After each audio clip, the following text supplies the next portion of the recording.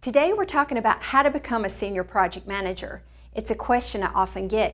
People want to know what's the difference between a project manager and a senior project manager. So that's what we're going to talk about today, including the steps a project manager can take to get there. But first, let's talk about the two different roles. So if we start with the project manager, they typically plan and direct the work of individuals or a group. It could be a group of individuals. And they also monitor the work and they take corrective action.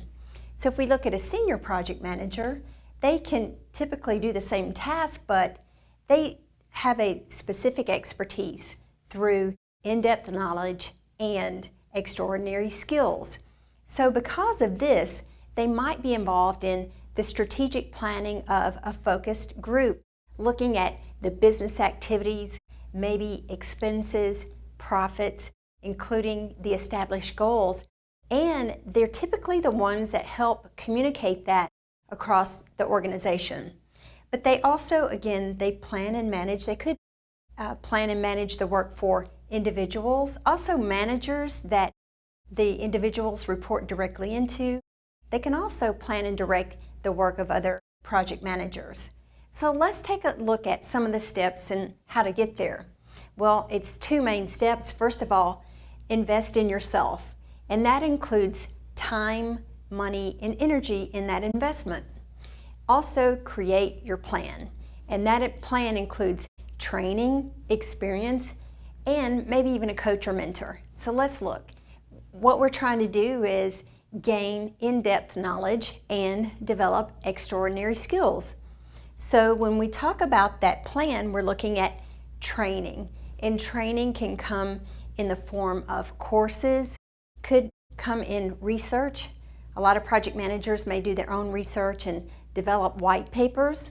Also, there are so many books out there today, and those books can come in a form of ebooks or regular hardback or softback books.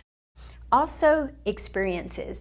That gives you a way to practice, an environment where you can mess up and try again. Sometimes we think of an apprenticeship. That's where you're taken under someone's wing and you can work alongside them and see how they do what they do. It also involves a coach.